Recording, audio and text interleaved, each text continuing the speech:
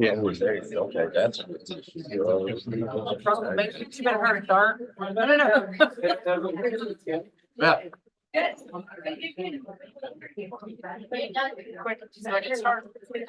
Yep, we're ready.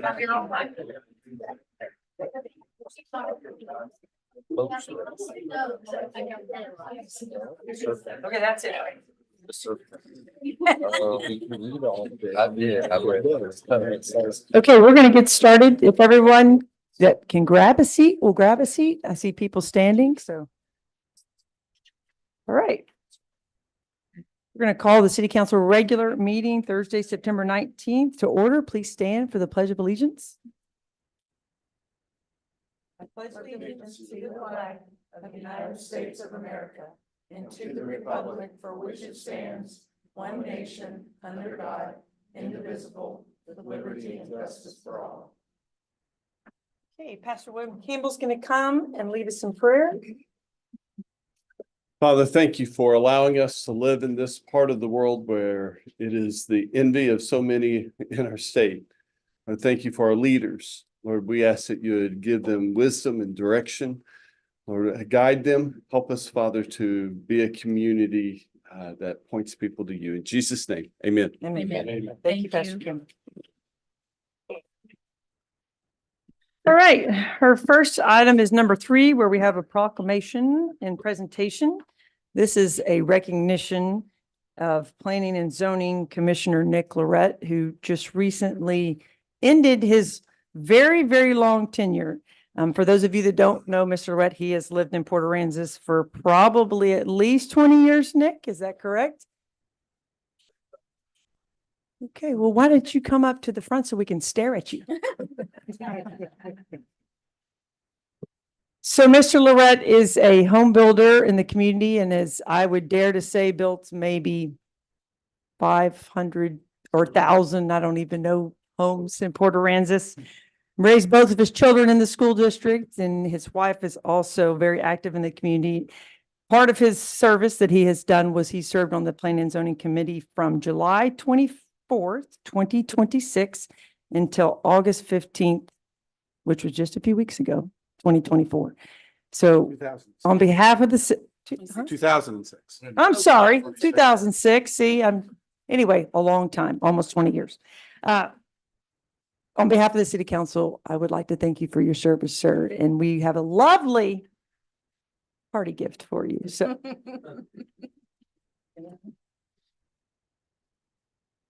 Finest acrylic in the land.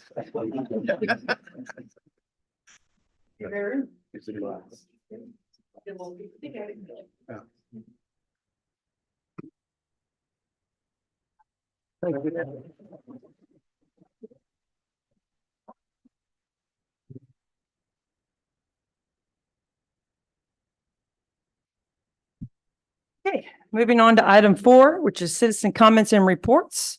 And there are a couple of you here. Not everyone is going to speak or wishes to speak, but I will go through the cards. I will read the topic. Some people just wanted to voice that their support or non-support thereof, and I'll mention that as we go through. But in no particular order, I will start the process. But just as a reminder for those of you who have never been here and never had the opportunity to speak, there is a 3-minute limit. So if you'll come to the podium, state your name, your address, and then have your citizen comments. So we are going to start with Mary Goldsmith. Ms. Goldsmith? Former councilman. Yes. Yes, indeed. I was here 27 years ago on this issue. My name is Mary Goldsmith. I live at 707 Oceanside Drive, and I've lived in Port Aransas for a little less than 40 years. Many current residents of Port Aransas may not realize that prior to 1997, surfing was illegal within 250 feet of the Horace Caldwell Pier. In those days, surfers were routinely issued citations by the police who would wait on the beach for them, and there were dangerous interactions between fishermen and surfers. Yet the desire of surfers persisted because the pier provided some of the best waves in the state of Texas. In 1997, as a member of the City Council, I led a movement of surfers to legalize surfing at the pier. After well-attended hearings and a joint workshop with the county, the council voted clearly and unambiguously to allow surfing at the pier. And in the 27 years since then, the Horace Caldwell Pier has become a Port Aransas surfing icon. There have been thousands of surfers, not just from Port Aransas, but all over the state who have surfed there. It has been the host of many, many surfing contests by numerous organizations. And Texas Surf Camps has taught thousands of kids surfing and ocean education at the pier. It's become a Port Aransas tradition, and at this point, it's hard to imagine prohibiting it again. Nevertheless, during the past few years, a few fishermen from the Corpus area have started fishing in our pier and have challenged the right of surfers to be there based on an ambiguity they have found in the wording of a definition in the ordinance that was passed in 1997. Hostilities between fishermen and surfers, which were rare after the 1997 change, have been reported since this issue has come up. The city attorney has advised that although the intent of the council in 1997 was clear to allow surfing at the pier, the revision of the ordinance prepared by the city staff at that time did contain an ambiguity in a definition of what a vessel is, which brings us here today to ask the current city council to reaffirm the right of surfers to surf within 250 feet of the Horace Caldwell Pier and to revise the ordinance to make it unequivocally clear that right.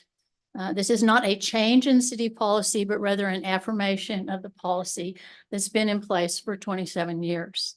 I do not know of any Port Aransas resident who opposes surfing at the pier. The current pier concessionaire has expressed overwhelming support for surfing at the pier. And Nueces County Parks has shown its support by granting permits for many, many events at the pier over the last 20 plus years. And so we ask for your help in preserving this Port Aransas tradition. Thank you. Thank you.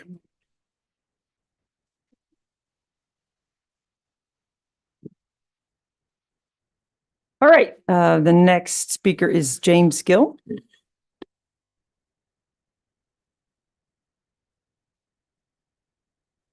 Hello, James Gill, 302 Catalina Place, Corpus Christi. So I've never been a Port Aransas resident, but I've been here since Mr. Turnbull was barking at every surfer who came into the Island Food Store. Saw Mrs. Pete's come and Mrs. Pete's go. And I surfed again here for about the 2000th time last week with the hurricane surf. Had a great time. Conflicts are very rare in all those years. It's been almost 60 years now that I've surfed next to the pier. Occasionally you'll have a fisherman that wants to throw weights at a surfer, but it's really a rare occasion, and it's mostly everybody having a good time on the pier and off the pier. And I really want to make sure that that continues, because I hope I've got another 20 years to do that. So let me keep doing it. Thank you. Thank you.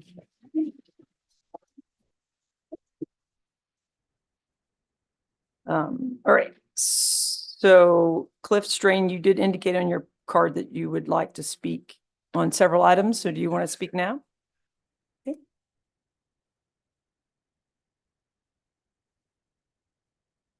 Cliff Strain to a Success Station. First, I wanted to thank the council and all the city workers for figuring us in for support in the 24-25 budget for PAFA and also for the past years. We really appreciate it, and we hope to do great things with that. And also, I want to talk just as a surfer, not as the director of the museum, who remembers the early conflicts between the fishermen and the surfers that seemed to be kind of fueled by the fact that one side, the surfers, were the outlaws.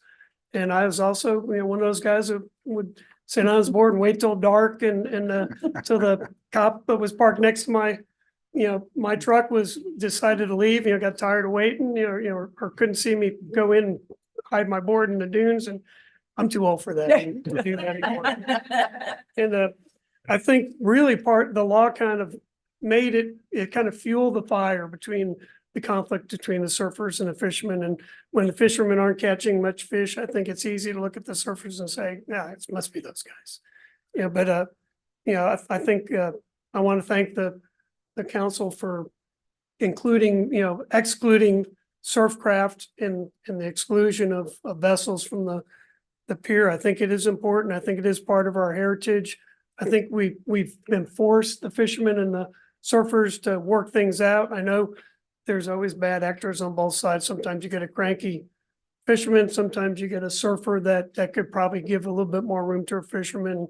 A lot of times we catch that ourselves and let them know that. So I think we're doing a good job, and I think we can still get along. And I just hope that you continue to keep it open to surfers. It's okay. We added stand up and boogie boarders. It's okay. Yeah. That's all right. Thank you both.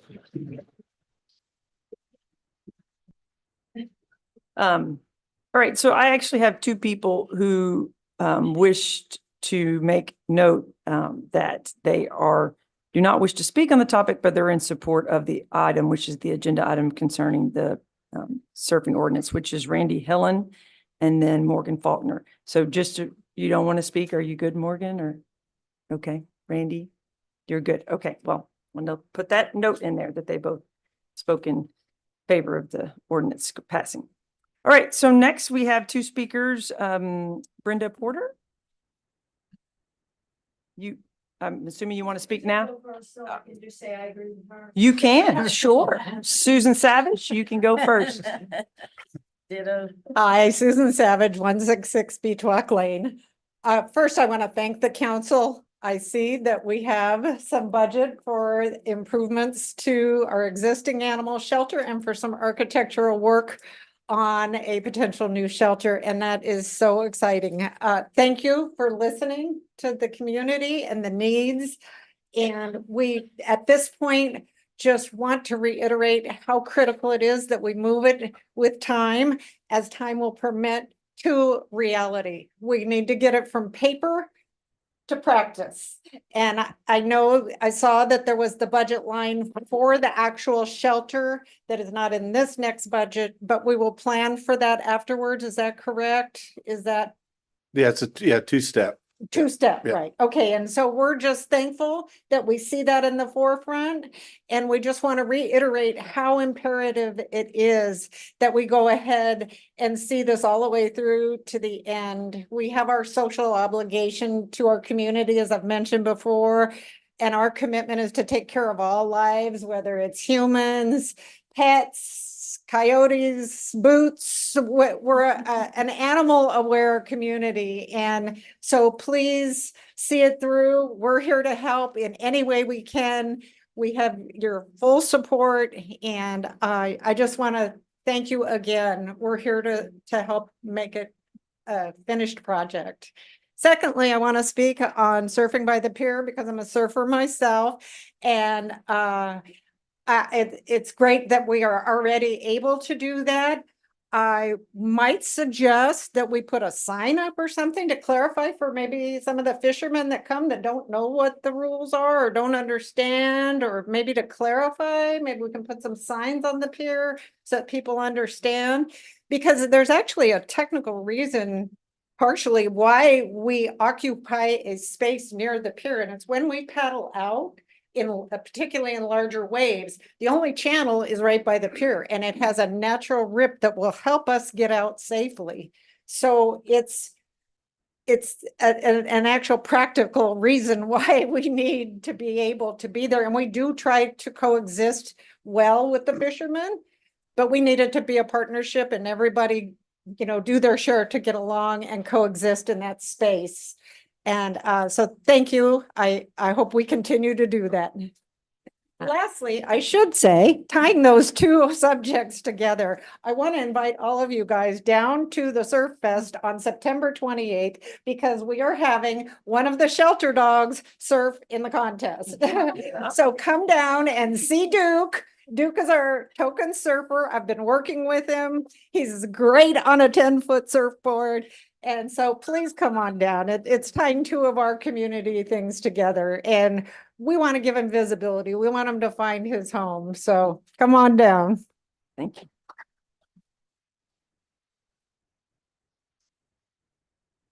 All right, Mrs. Porter, are you going to speak, or are you just going to? Technically, you're supposed to come to the front. You can reach it. Brenda Porter, 328 Sand Hill Circle. And I agree with everything she just said. Okay. Duly noted. Thank you. Okay, we have two more speakers. Next up is former councilwoman. We have 2 for 2 tonight. Beth Owens.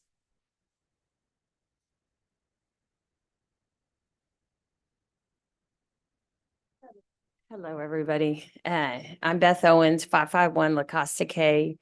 First of all, thank y'all for volunteering and doing this. I know that it's a complete thankless job and it takes away from your home and your family, but we all appreciate it. I here too, 18 years ago, came here first, addressed city council on affordable housing.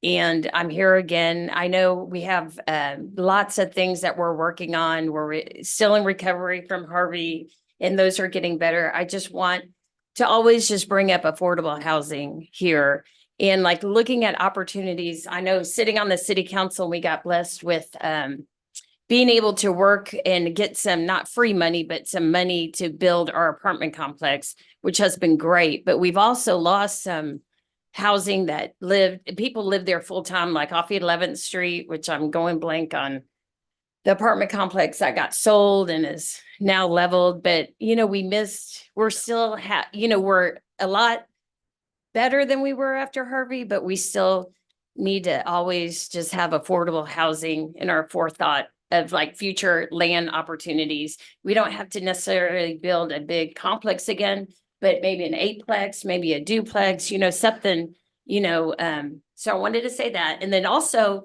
I wanted to talk about RTA and just really encourage our RTA relationship is the best system.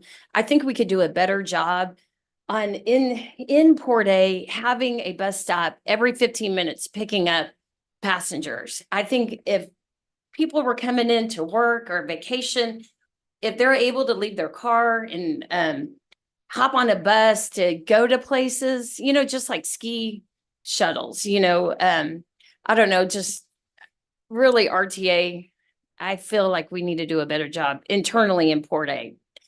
And then the third thing before my clicker gets on is surfing and fishermen. Yes, we all need to work together. And I think the sign is a good idea about, maybe some people, the fishing people don't realize that this is a community, a partnership with the surfers, the paddle boarders, and everything else. So, all right. Thank y'all. Thank you very much. Thank you.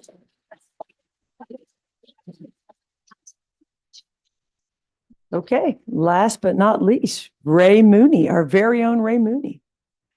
I bet you're wishing I would put you first. No, I know, I'm teasing. This is good. We're rounding out Yep. because I'm inviting everyone to a free tree giveaway. Yay! So Verizon and Arbor Day Foundation have once again sponsored trees to give away to our community. So this is amazing that this topic was here today and there's so many people because everyone needs to come. It's going to be October 12th. So it's before the next council meeting. That's why I'm here today. So please come. We're going to be having it in the new parking lot on Port Street. Hope that's okay. Sure. Down over here. A lot of our city spaces are pretty preoccupied right now. UTMSI is having the Island Science Day that day. So come get your tree, go over there, enjoy Port Aransas. But yeah, it's they've been sponsoring this event since 2018. So every year since then, they're going to be sending a film crew this year, interviewing some people that have had trees and planted them already. So if there's anyone here that has a tree they planted a few years ago and it's doing well and they want to be an Arbor Day Foundation film or short video, look me up and let me know. So, but I don't need to be in the film, but I can, what? yeah, That would be good. mine are awesome. Okay. I don't need to be in the film, but they can go and look at them. Okay. Yeah, and the So- ones at the church are awesome too. Okay, good. Yep. Yeah, they're going to talk to James. Good. Father Yep, James, they're so- really big, yeah. So yeah, October 12th, 9 a.m. We'll probably be out there till 12, till hopefully they're all gone. So They'll be gone quick, so go early, trust me. yeah, They I go. don't have the list of the species. So I just put a Facebook event up, so I'll update for sure when we have our species list there. Thank you, Ray. Great So, job, Ray. thank you. All right, thank you.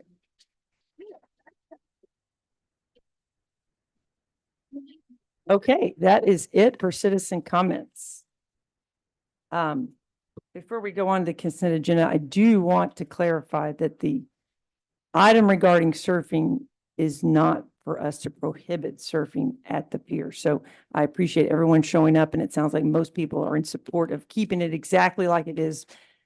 Ms. Goldsmith did an excellent job, and she was very eloquent in stating what the intent is. And so that, I believe that is our intent. I can't speak for how everyone will vote, but that is the intent of the ordinance. It is a cleanup, not a, are we shutting it down? Are we keeping it going? So I just want to make that real clear for all of you that are here. So, okay, but you're welcome to stay to item 6. All right, item 5 is the consent agenda. There's just one item, and it's regarding to a third and final reading in the amending chapter 18 regarding public spaces, property and services in the municipal harbor. Does anybody wish to pull that item to have discussion, or do I have a motion for approval? I'll make a motion to approve. Okay, I'll second. all right. There's a motion and a second. Any further discussion? Fran, please call the roll. Yes. Councilmember Crawford, Yes. Councilmember Chambers, Yes. Councilmember Krueger, Yes. Councilmember Witten, Yes. Mayor Pro Tem Owen, Yes. Mayor Moore. Yes. Motion carried. Right. Well, moving on to items for consideration. Under item 6, item B, the ordinance is the first reading amended chapter 18, public places, property and services, article 7, public piers, division 2, Horace Caldwell Pier, section 18-231, divisions and section 18 to 232, swimming use of motorboats and vessels adjacent to piers and jetty prohibited. So I was prepared to give you guys a whole speech on how this came to be, but Mary did a wonderful job kind of explaining that already, so I won't reiterate any of that. The ordinance that you guys see in front of you is what we're proposing as an alternative to what is in there now. Makes it a little bit more simple, without some of the kind of crazy measurements that were there previously. We thought that it was easier to just say 250 feet from any pier. With that new definition of surf craft, the old definition of surfboard taken out, and the after Horace Caldwell Pier, it's very clearly says that the prohibition in this area excludes surf craft. Okay. So, yeah. You guys have any questions? Mary's here to answer. Yeah. Just made it you just clarified it a little bit better in Tried the to new make it reading. very simple. Yeah. Easy, but this is a good example of why words are very important in ordinances It is, and why yeah. every word makes a big difference, because Yes. until this all came about, I thought it was illegal to surf that close to the pier, and I've lived here, for a very long time. Okay, any questions? All right, hearing none, do I have a motion? I'll make a motion to approve this first reading. A second. Okay, any further discussion? Fran, please call the roll. Councilmember Witten, Yes. Mayor Pro Tem Owens. Yes. Councilmember Krueger, Yes. Councilmember Chambers, Yes. Councilmember Crawford, Yes. Councilmember Christensen, Yes. Mayor Moore. Yes. Motion carried. All right. Moving on to item C. So resolution awarding a request for proposal for the Nature Preserve Restore Grant Project to Island Construction LP in the amount of $796,434.05. Funds from the Nature Preserve account number 75, Restore Grant number 55294, and capital outlay 50320. Authorizing the city manager to act as the executive officer and authorized representative of the city in all matters pertaining to said bid award.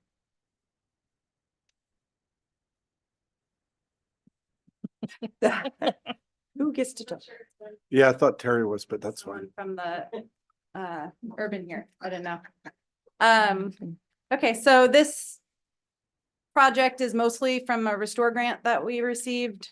There's I think it says in there about $590,000 of the construction is with that grant, which there's no matching requirement. We're going to be with those funds resurfacing the birding center parking lot, surfacing a trail that's over by the pavilion at Charlie's Pasture with concrete, making that ADA, and putting up more bollard and cable fencing to prohibit vehicles from driving into the nature reserve.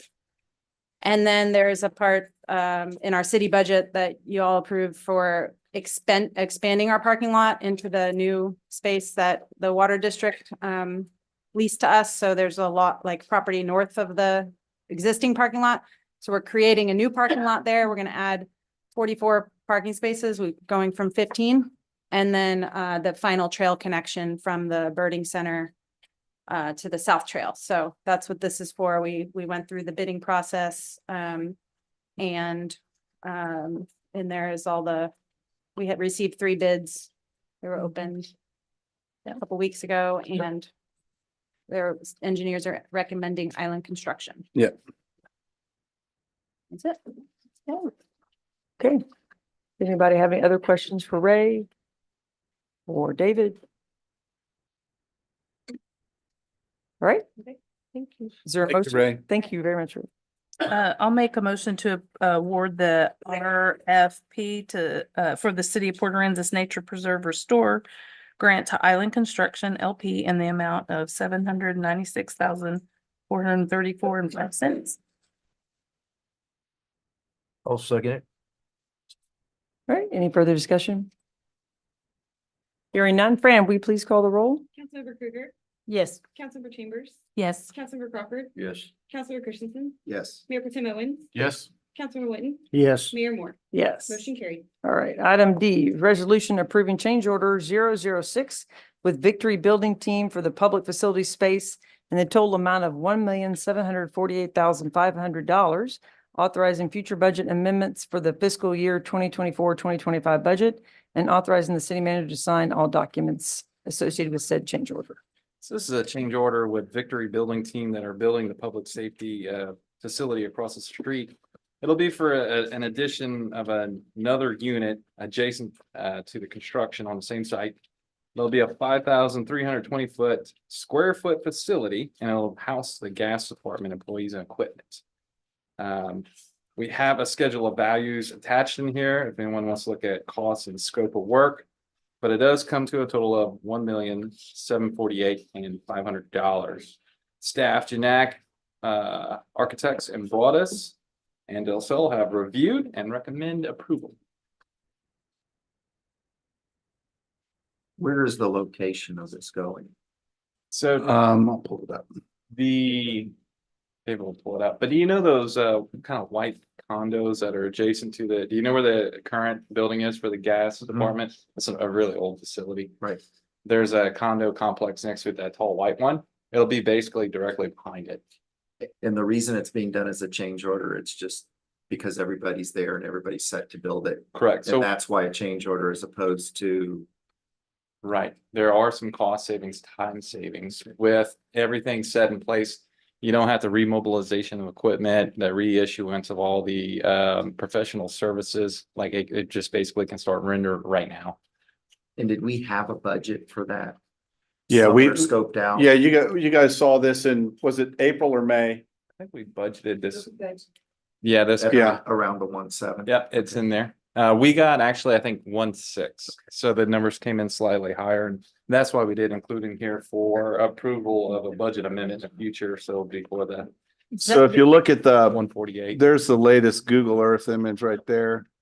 So you have the new police building sits right in here.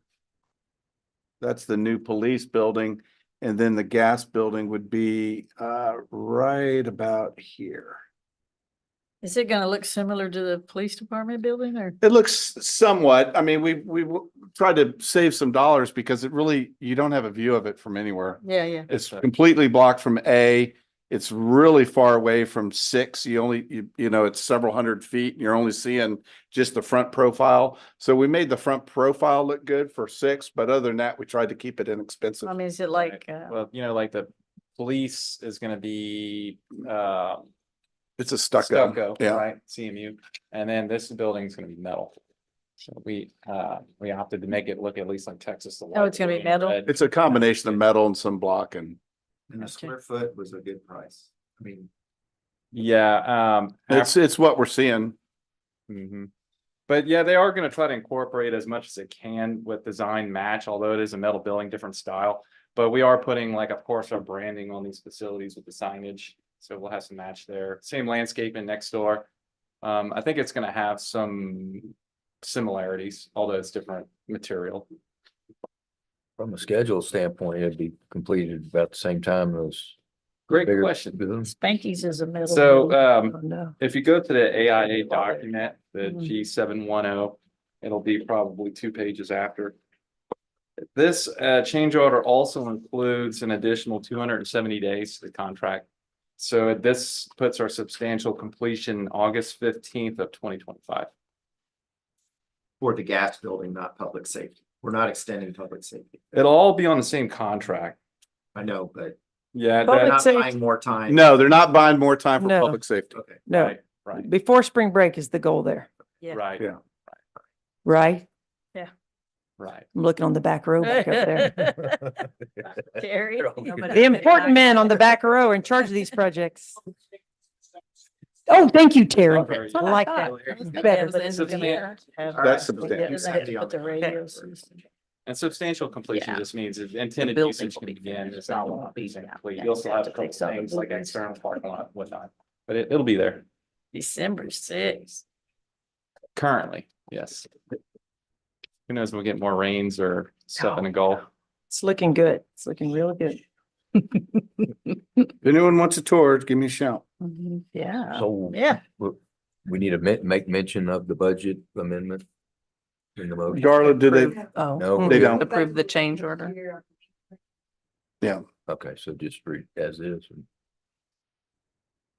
Okay. Any other questions for Lawrence? Or Darla or Dave? Okay. We have a motion? Make a motion to approve change order 6 with Victory Building Team for the public facility space and total amount of $1,748,500 authorizing future budget amendments fiscal year in 24-25 budget and authorizing city manager to sign all documents associated with said change order. I'll second. All right, any further discussion? Hearing none, Fran, will you please call the roll? Mayor Pro Tem Owens, Yes. Councilman Witten, Yes. Councilmember Krueger, Yes. Councilmember Chambers. Yes. Councilmember Crawford, Yes. Councilmember Christensen, Yes. Mayor Moore. Yes. Motion carried. All right. Thank you, Lawrence. Those were great questions on that item. Okay, item E, resolution approving change order 6 with Equix Energy Services for the gas distribution system in the amount total of $96,502, authorizing future budget amendments for the fiscal year 24-25 budget and authorizing city manager to sign all documents associated with said change order. So this is something that just kind of came out of the project progressing, getting putting in the ground. Whenever you design plans and then actually start doing it. Came across a couple neighborhoods where there's only single point ingress, egress to a certain neighborhood. So the thought was, if this is called out for in the plans to be an open trench, you know, for lane in that main.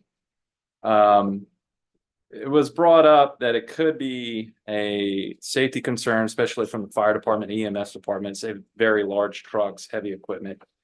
With our type of soil class C, it doesn't really hold up well to heavy equipment driving across it. It'll just collapse. So we could create possible safety issues.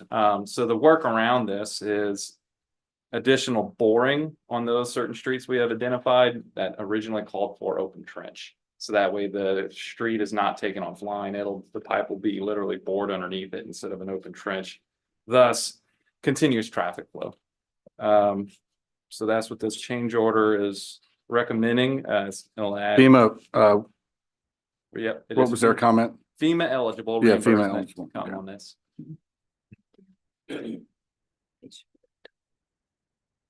Well, actually. And we're saving money Be Sorry. nice. and it looks like we're saving money. No, it's an additional, it's a change order for the 96,502, but it is something we anticipate. It should be FEMA eligible is what we're being told. For the So change order. we will get it reimbursed as a part of the submittals that we routinely do. Okay. So it's essentially taking streets that called for open trenching into boring, so it's a different price. So that way, those single ingress, egress, access point roads won't be taken offline for emergencies. They've been doing boring already, so it's not anything that they're not Correct. used to doing. No more mobilization. Okay. Any other questions?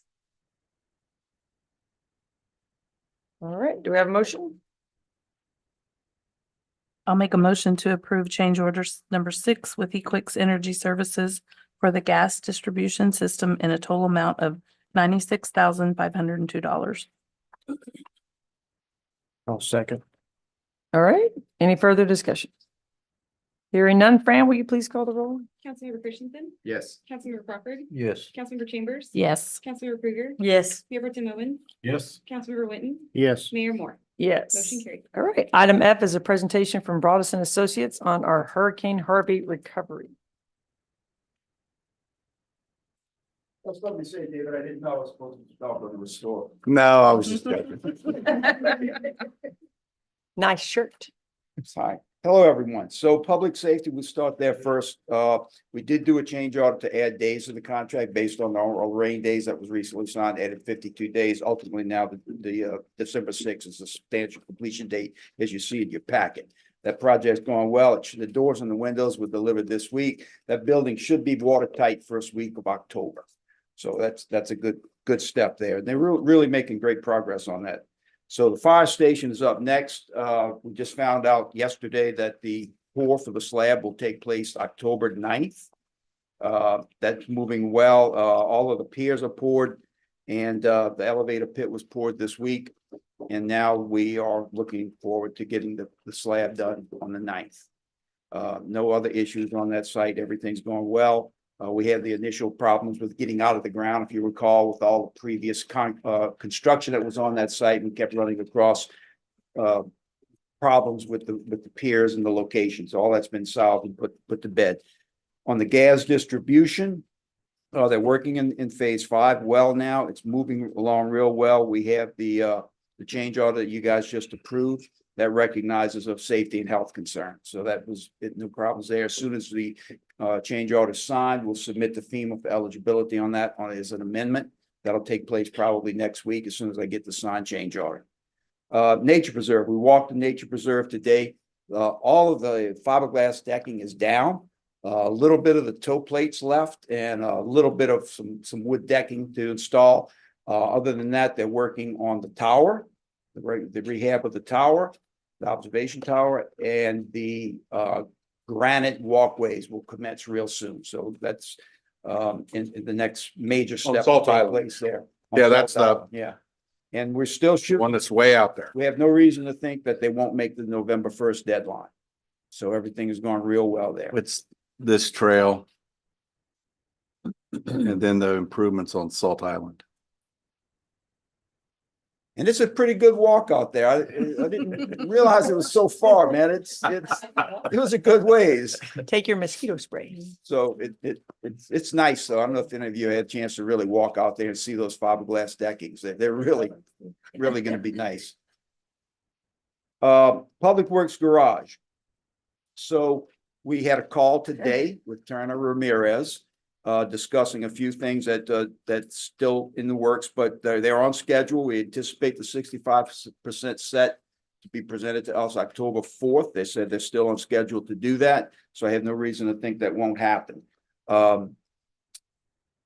The projects to date, you received almost $75 million combined from FEMA and TDEM for your projects. Awesome. So that's the big thing. And that's pretty impressive, actually. I'm impressed with that myself. That's a good number. We ultimately will be over 100 million when it's all said and done. Bulk of that is the gas, of course. Gas is, and one thing on gas I'll mention is there is a pending change order to add approximately a year to their schedule. Basically, it's based on material delays, COVID, meters, things of that nature were just back ordered. And they kept, they'd say, well, you're going to get them September. Well, we're changing that to December. Well, now it's March of the following year. So material delays is what's contributing to this. So any questions on any of the projects? You see much of like, with that year-end extension to getting the supplies and stuff, any increased cost or any? Well, change the orders coming? material now is all, that's not an issue. Things on the material supplies, that's slacked up a lot and all the promised stuff has now been received. So I see no reason to think that any additional delays will be encountered. I'm pretty certain that things are gonna go within that year extension. I have no reason to think we won't make it. Things happen, but as it stands right now, I have no reason to think that we have any additional delays. Did we ever get anything on FEMA with the fire station? Yeah, I'm gonna discuss Oh. it in my city manager's All right. report. I'm ahead of you here. Again, any questions on any of the projects? Arbor Very Mess is good. nice, isn't it? Yeah. It is very Very nice. nice. They're all coming along. They look great. Yep. Thank you very much for all your efforts. Thank you very much, team in the back. We appreciate you guys all the time. Dr. Brooks is here. Yes, Yeah. yes, yep, yep.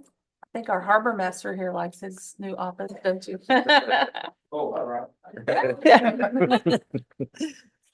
All right, thank you.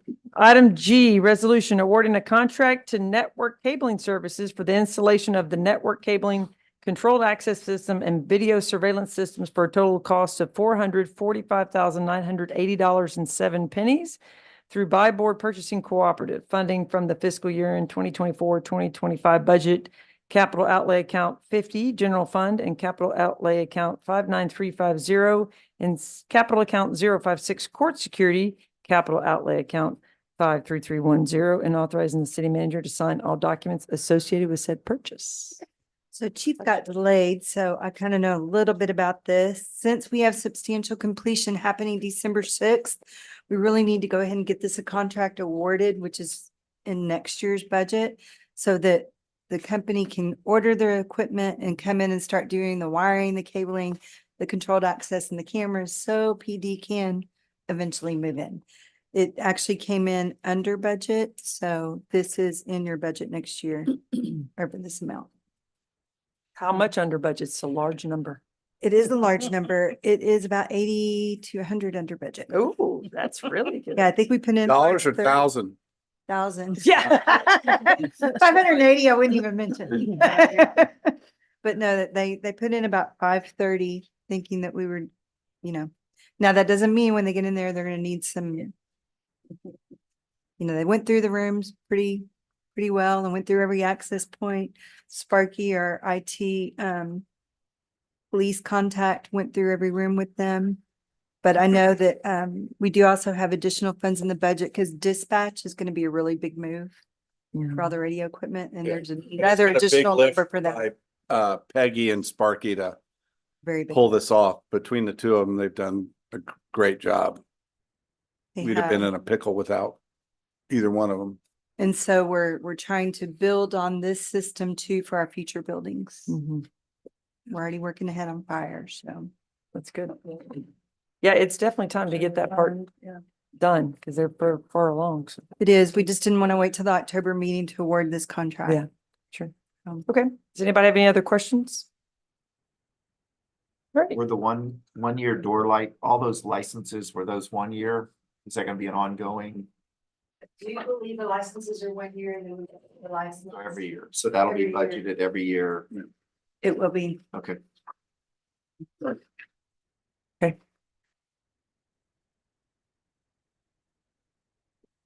Any other questions? All right. Do I have a motion? Make a motion to approve resolution awarding a contract to Network Cabling Services, Inc. for installation of network cabling, controlled access system, and video surveillance systems for a total cost of $445,980.07 through Buy Board Purchasing Cooperative. I'll second. Okay. Any further discussion? Fran, please call the roll. Councilmember Winton, Yes. Mayor Pro Tim Owens, Yes. Councilmember Krueger, Yes. Councilmember Chambers. Yes. Councilmember Crawford, Yes. Councilmember Christensen. Yes. Mayor. Yes. Motion carried. Right. Item H, resolution nominating a candidate for the Nueces County Appraisal District Board of Directors, directing the city secretary to forward a copy of the resolution to Ramiro Ronnie Canales, Chief Appraiser, on or before September 30th, 2024.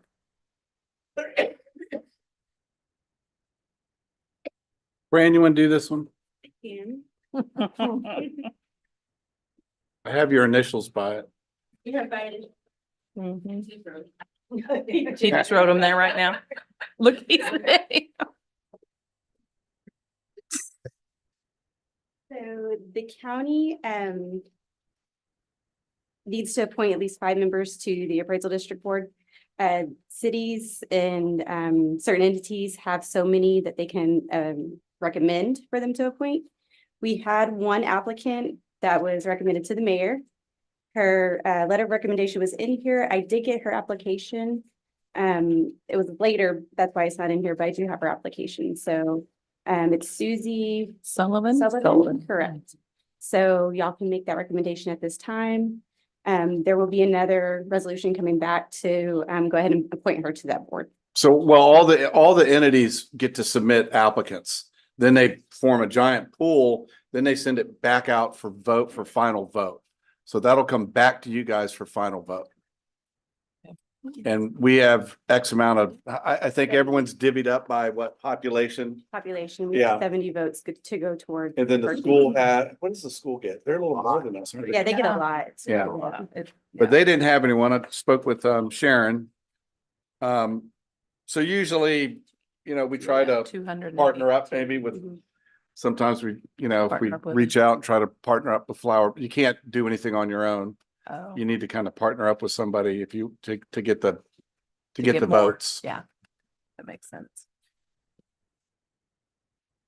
The letter that actually came, basically, there wasn't much information about Ms. Sullivan other than she is the CFO for Branscombe Law Office.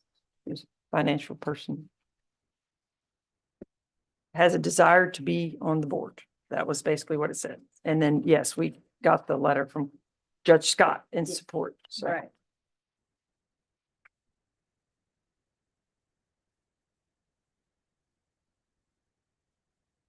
To lower our appraisals or to raise our appraisals? Good question. Question from Ms. Sullivan. Okay, any questions? Thank you, Fran. Thank you, Fran.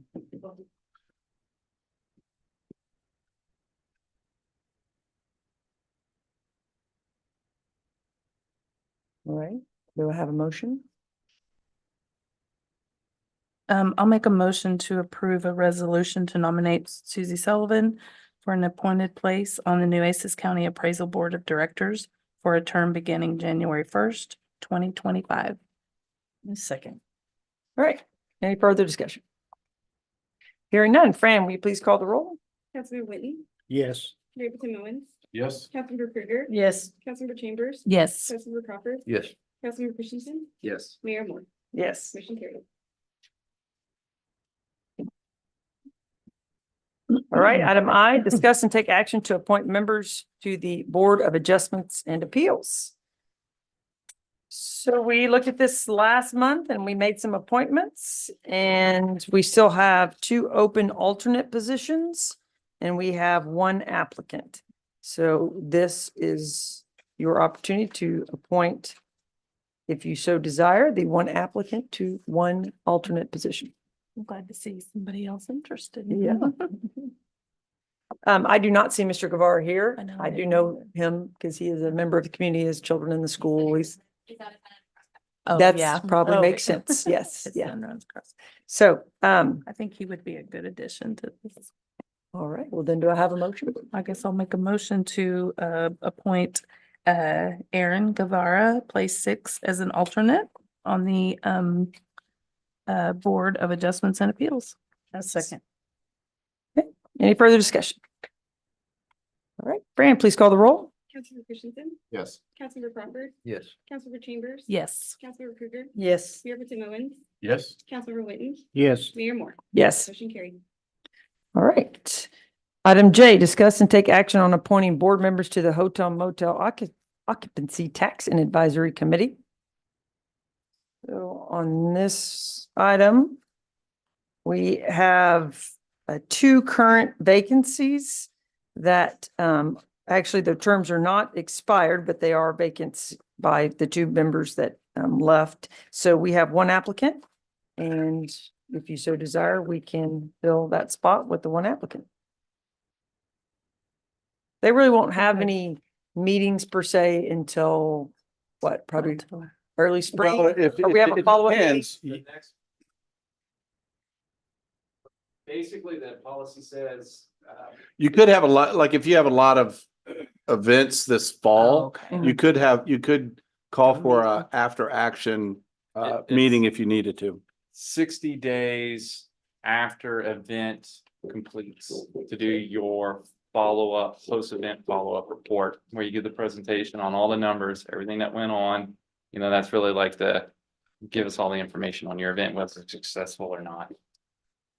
Okay. So it's like a quarterly, give or take. Yeah. Okay, well, okay. Do I have a motion? I'll make a, go ahead. Okay, I'll make a motion to appoint Marcia Dayon to the Hotel Motel Occupancy Tax Advisory Committee for an unexpired term ending in July of 2025. I'll second. All right, any further discussion? Hearing none, Fran, will you please call the roll? Councilmember Whitten, Yes. Mayor Tim Owens. Yes. Councilmember Krueger. Yes. Councilmember Chambers. Yes. Councilmember Crawford. Yes. Councilmember Christensen. Yes. Mayor Moore. Yes. Motion carried. All right, item K, discussion on the Port Aransas Animal Shelter. I was just hoping to maybe still discuss on where the shelter might be. So we talked yesterday or the day before? Yeah, a couple of days ago. 2 days ago. Yeah. Yeah, so we're and I'm zooming in on it right now. The idea of the airport facility, it required as I discussed, we met with the general land office and we informed them of our intent to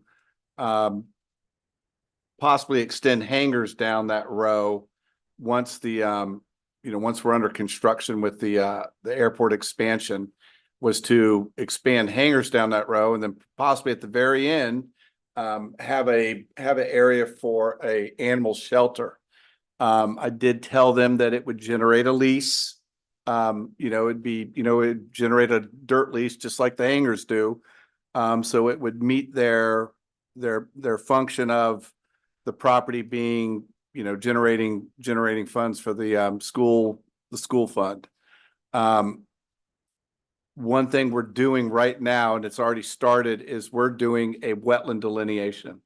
So we have our environmental firm, Perennial Environmental, Josh Melnar, has already started looking at the area right here, because that was one of GLO's concerns. They wanted to see what the delineation was there, because they know for the expansion project, that area was deemed wetlands. However, that was pre-2023 Supreme Court ruling, which changed everything. So that designation probably has changed for that area, is our opinion. But we'll see when when that jurisdiction comes in. So that's what the GLO wants to see first before giving us an answer on whether or not we can expand into that area. So as soon as we hear back from that, hopefully it'll be finished within a couple weeks and we can get it to the GLO and get an answer out of them. Once it goes to the GLO, then what time frame are we? It goes to the GLO leasing, and I'm sure they're gonna say, all right, we're gonna run it up to our legal, which they do every time. So you just gotta keep kind of leaning on them. I'd hate to give you an idea because they don't do anything fast, but that's the next step, is to just keep leaning on them until they give you a response. Hopefully the local Corpus office can help us out. So there's a leasing office in Corpus, the general land office, who's in charge of the area leases. And if you can kind of work them and say, hey, hopefully they could help grease the wheel. So it just depends on how you work it and how quick they can get it to legal and get it back. Well, I know you can't really answer the question, but you deal with this a lot more than we do. Are you thinking 30, 60, 90, 100 days? I think we could probably get a an answer from them within 60 days. Yeah, I think we could get an answer within 60 days. So maybe by the end of the year, we I, should have. I should think, have we- everything yeah, we need. and it, yeah, which is, yeah, I think we could have it by the end of the year. Okay. Yeah. I know we had somebody comment on Yeah. keeping the ball rolling. I know Yeah. they want to know, so. Yeah. It helps people understand Yeah. kind of how the process. Right. works. So we still have, I mean, you have plans maybe, or after October 1st to maybe put an office over there or do whatever? Yeah, like I mean, we Lawrence can and I, we're discussing, getting the order going on the office building. I think we'll probably just use, mobile modular, what's their name? Mobile, they're Yeah. pretty quick. Yeah. Yeah. Okay. So get moving on that. It'll be elevated. We'll have to build some ADA ramps, get it hooked up with electric. So, Yeah, but, definitely yeah, needs electric yeah. from somewhere else. yeah. Okay. And then we did fill out the Shelters of America form. They're a design company that it gives you, looks at, you give them all your parameters and your stats, and they kind of give you a ballpark of what you think, of what they think Yeah. your facility needs. So we filled out something from them. Yeah, so I think Nueces County. Yeah, used Nueces them, County used them. So we'll see what, Side yeah. used them, and Aransas County is Yeah. gonna build a new shelter Yeah. and is using them. So it's, so he actually emailed me back today and said they received it and they're working on something. Cool. Yes, that, like I said, that Gulf Coast Humane Society gave me I asked her some questions. She said, here, call this guy. Yeah. So, and he said how many people he's helped. So Mhm. I gave it to Dave. Right. So anyway. Okay. Okay. Any other discussion? Questions? All right. Moving on to item L, discussion on future workforce housing. I wanted to put this back on our discussion. Whenever the Palladium was built, I know it was at that time, the council, if it was successful, wanted to continue to look at places possibly to do more in the future.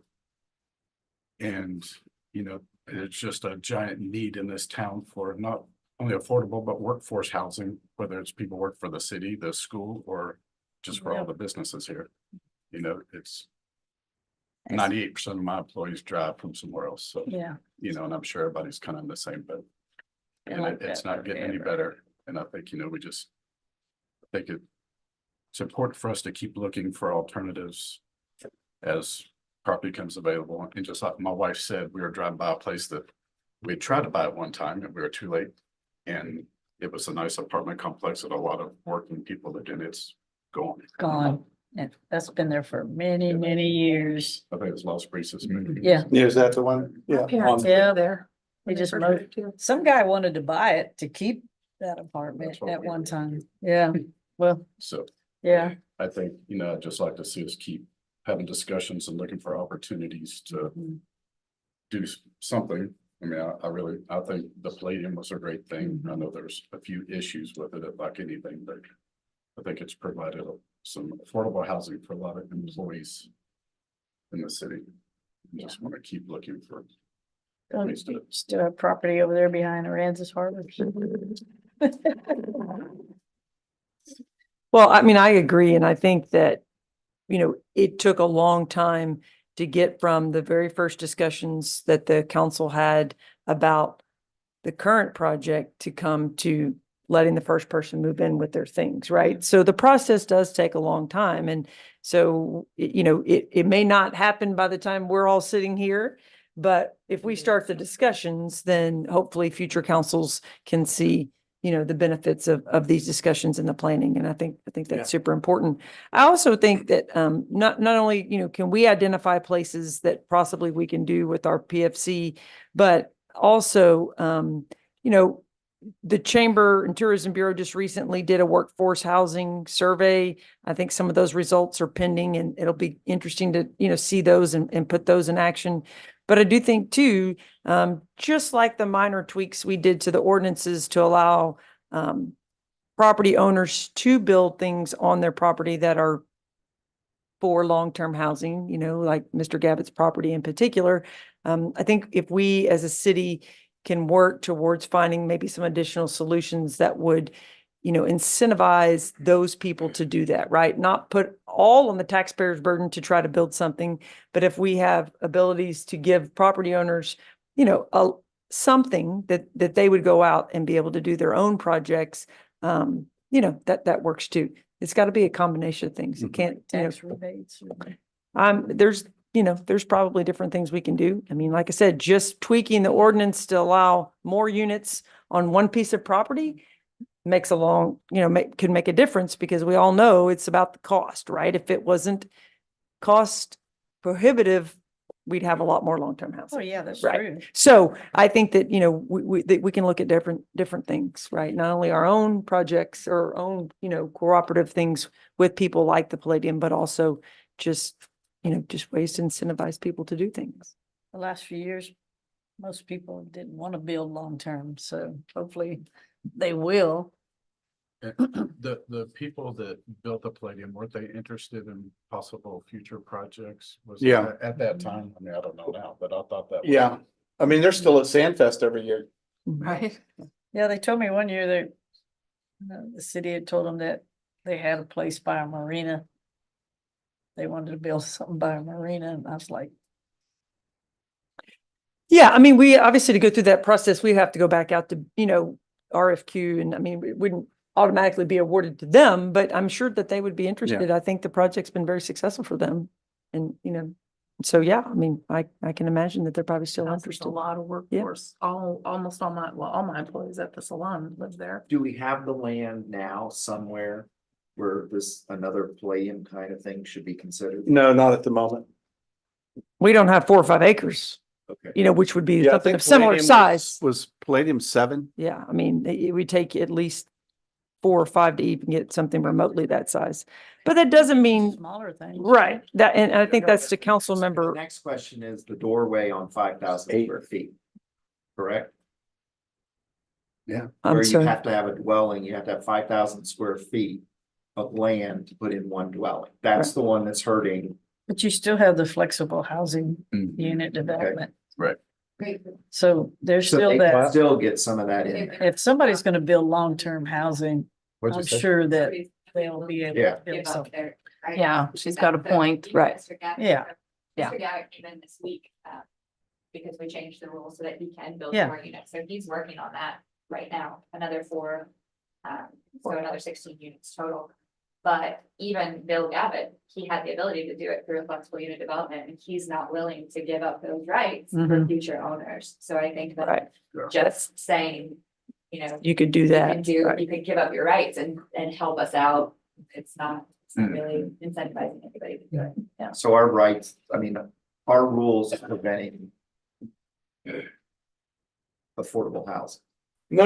I think Joellen was saying that we No. could give ourselves a FUD, right? Is that what you're saying? Yeah, I mean, even anybody else to, I mean, we gave if ourselves. somebody really wants to Yeah. build affordable housing for workforce, they would say that's what they want to do. Yeah, I mean, we gave ourselves, a couple, We did it through Flexible Parking. but didn't we have another one too? Wasn't there 2 things we did? No, it was just a reduction. in parking. Just parking. But to Nicole's point, even with the FUD, Yeah. you're giving up some things. And so for someone to say, I mean, there's a difference between wanting to do something and making it affordable to do something. So there is this extreme high cost to building anything in Port Aransas, right? And so an investor is going to have some kind of return. And even in years past, before the rules that are in place were in place, and there were people who built, apartment complexes. Even then, when the cost of land and the cost of build was much lower, the profitability of them was not very high. And so even properties like that have turned into short-term rental, So I think it's a combination of things. So when I say I'm not suggesting the city gives away a lot of things, but I think that we've got to do more than just saying we have a FUD ordinance that should incentivize you to do something, because it costs money. At the end of the day, it's the cost, and right. Yeah, we So, also did a land swap with the water district for water and sewer development fees reduction. right. Yeah, for Yeah, palladium. So, but I think to the point of your initial discussion, now is the time to look at those things and to start trying to find. Yeah, because when did we start? I mean, Keith was mayor. Was it like 2015, 2014? 15, 2014, yeah. Yeah, because we started with a workforce housing study that we did and then went, so I mean, it's a long time. Takes a long time. Yeah, it So, takes a long time to pull something like that off, but you got to start. yeah, you gotta do it somewhere. I'm sure, but yeah. Yep, that's on the back burner. Yeah. Yeah. Okay, so we'll keep Talking that, about that. keep it as agenda items and keep the discussion moving forward. Yep. Right? Anything else on that? Okay, item M, ordinance, first and only reading, amending various funds accounts for the fiscal year 2023-24 budget to reflect changes due to the increase in revenue and or expenses as authorized by the Home Rule Charter, repealing all prior ordinances in conflict herewithin and providing for an effective date. Cleaning up the budget? Cleaning up the budget. So I apologize you did not get this sooner, but I had to finish next year's budget before I could focus back on current budget. I emailed it to you earlier. Now you all have one at your spot. You'll notice some accounts are increasing, some are decreasing, both on the revenue side and expense side. Not every fund had changes, but this gets us more in line with a lot of what actually occurred during the year. There's a large amount in there transferred to Hurricane Harvey on the first page towards the bottom for the 4.3 million. That is the CDL funds that we've just been kind of holding in reserve, and we always said we were going to put to the construction of the public safety building. So we're just transferring that to Hurricane Harvey for that construction. If anybody wants. And all those accounts from an interest standpoint, earning money on our money is about is the same. They have been. We keep all of our monies pooled in accounts, so they just earn interest. No matter where we.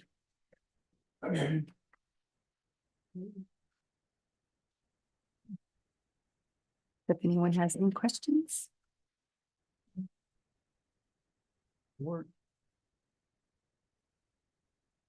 I do not. Anybody else? Is this one reading? One reading. And we have to do it before September 30th, so.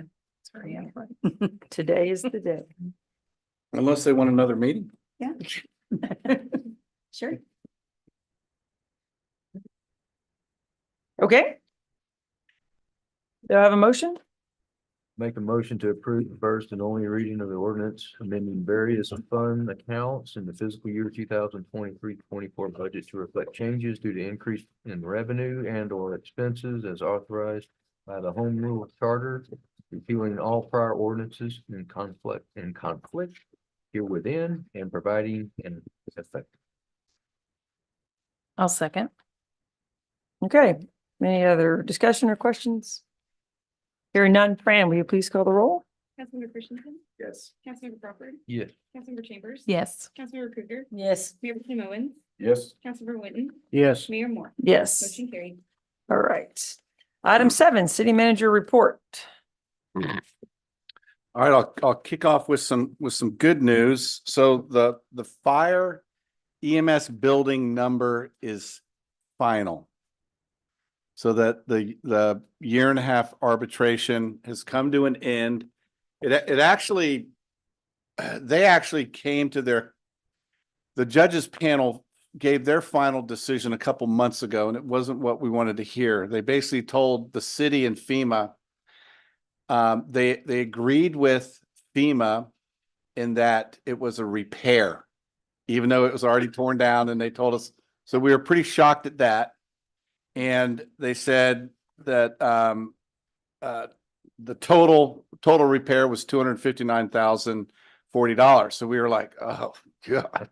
But then they said, they said, all right, we're going to give you the repair, but now we want you to go back to FEMA and back to their design department and figure out what the additional cost to, and this is where we hit the home run, was to elevate the building had to be elevated because it was at 7 feet. So they said, we will give you elevation requirements plus new ADA requirements. That number ended up coming at an additional 2.2 million.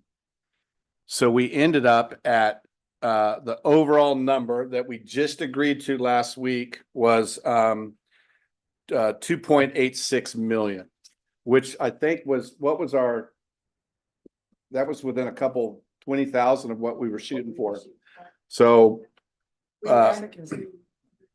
yeah, it was under $3 million number. So we're pretty happy with the outcome. So yeah. So if you remember the old fire station, After the hurricane. we got 2.8 million for it. So I think it's a pretty big win. Think we'll argue with that. Here, let's look at it real quick. Let me see if you can even see it. I bet you can't see it. It's gone by now. Is there? Yeah. The old blue. Yeah. Oh. Yeah, it's not gonna be there. I have pictures of it after FEMA though, if you want. I think we all have it in our. I remember, wasn't much there. Anyway, so the way our numbers are gonna flesh out, so we approved the tax anticipation note for 9.115 million back in November of 22, I believe. No. December of 22? No, the TAN. Oh, maybe, yeah. The 22, yeah. Yeah, TAN was December of 22. We have not touched the TAN. So the TAN was approved by city council for insufficient funds that we knew we were going to ultimately get because we had 2 buildings in arbitration and the public work building had yet to be determined. So we did not touch the TAN for public safety because we got a great FEMA price from that. Remember, we got about 6.8. Then we threw all our insurance at it and we threw the CDL at it. So we didn't touch any of the TAN. The TAN still remains intact. The total on the fire station came out at 10.6. So we're throwing the TAN at the fire station. And then now we have the 2.86 from FEMA. And then we have 200,000+ in interest from the TAN. Because it's been sitting for almost 2 years collecting interest. And then, so that covers the fire station and hopefully there's a tad bit. Oh, we also have 284,000 in donations from Harvey for the fire station. So hopefully we'll have a little pot of money left over to throw at Public Works. But Public Works is, because Public Works is 80% beach maintenance and beach operations, we can throw hot beach dollars at Public Works because that TAN will be wiped out. We are getting some money from FEMA for Public Works, but if you remember what our Public Works building looked like before the Harvey, it's kind of like the fire station. We're not counting on a whole lot of money coming back. I think it's around 300,000. It's a pretty small number. So hopefully we'll get a little bit left over from this TAN pot of money to throw at Public Works because it's at about it. So basically we're going to have 3 buildings or 4 buildings ready to go out to bid right at the beginning of the new year. We're going to have Public Works. We're going to have the rec center is going to be very close. The City Hall Civic Center is very close. And then the lifeguard building will be closed. So we're gonna have a bunch more buildings coming online. So 2025 is gonna be like some serious construction. But anyway, so that's fire EMS. Great news. That is good. Happy to hear that. Okay, let's talk real quick. And I'm bringing this to you guys as just a general discussion to carry on some of our ideas left over from the Summer's Goals workshop. And I want to discuss the Charlie's Pasture Pier Park. So I'll bring that up right there. So you guys remember the park design from EDSA, and it was it's the linear park, you know, from the fishing pier down to the nature preserve entrance. And it was estimated at approximately 8 million for the park. It's separated. We separated that out, of course, from the street project. If you recall, the street project was to, you know, street improvements for Cotter, Allister, and Avenue G, and this was a separate one. Separate because this park is 100% hot tax eligible. Now, the problem is we don't have 8 million sitting around. So we went to Mark McCliney with Samco. They're the city's, our bond financing company. And we talked about sending him the park design, and him and Andrew, his team, you know, their suggestion was one way to fund this is through a hot tax certificate of obligation bond that we would pay down over 15 years. The way that would work is, and we've done this before. When did we do our last C of O bond? Was it for, Hot money or? yeah, for anything. Didn't we just did one. 2023 for the streets. Oh, the street bond, right. So very, very similar to the street bond. You guys, if you guys wanted to go this route, I would do it over the next 3 months. Discuss it tonight. Take a straw poll, see if you guys want to move forward. Then at the October meeting, I would bring in Mark McCliney and Andrew. They'd come and give you guys a presentation on exactly, you know, what the city's bond capacity is and how it looks paying that debt back down with the hot tax. They'll come in, give us spreadsheets. They'll lay it all out, you know, how our bond debt looks, and they'll give their opinion on whether or not you can afford it. And then if you wanted to move on from that, the next step would be to, at the October meeting, say, staff and McCliney and Samco, please bring back a resolution for certificates of obligation at the November council meeting. If you guys approved it at the November council meeting, that would be approving the C of O. You would then, it then starts a window. You put an ad in the paper the next week, and then that starts a 45-day clock for anyone to comment. It's a comment period. So that 45 days gets you to about the middle of January. And then at the January 17th council meeting, I think it's in time to get to the January 17th council meeting where you guys have another opportunity to either approve or disapprove, but to actually sell the bond at that meeting. Then it takes about 25 days for the bonds to come back and be in the hands of the city. Early February, like February 12th. And then you would actually have the funding February 12th, and you could, at that time, direct EDSA to start going into full construction design. I don't think you really want to do it you don't want to do it too early, start them moving down the road, because with the bond, you can pay them back, right? So, so that would be the process. It's pretty lengthy, but looking at, you know, I don't see any other way we could really fund that part, being it, yeah, not for a while. I mean, if you sat on your hot tax for 4 or 5 years, you could, you know, look at it again at that point and do a lot more with cash. But with hot the way it's at now, your best bet, if you want to pull the trigger on this, would be a certificate of obligation bond paid down over 15 years with your hot tax fund, and you could start design by February.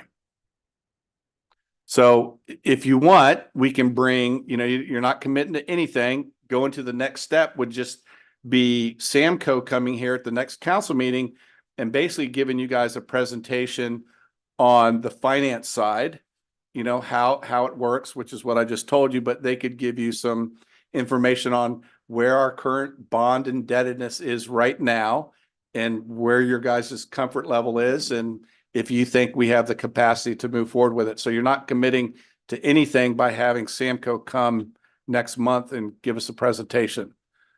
So all we're looking tonight is if you guys want to do a quick straw poll, if you want to see them come back next month with a presentation. You're not committing, like I said, you're not committing to anything until really even in November, when you pass the resolution, you still have a chance in January to undo and not sell the, so you have a couple more steps to, you're not committing anything until it's over. So When you pass the resolution, at that point, you're specific in the purpose of the use of the bond. Yes. That's when you have to decide. yes. So Obviously, yes. like last, you kind of want to be vague a little bit. Like you want to say, you don't particularly name every single street and gutter that you want to fix. You want to say Give the street. streets and drainage. And then if your streets change or your project comes in a little lower or higher, you can add streets. So you would say,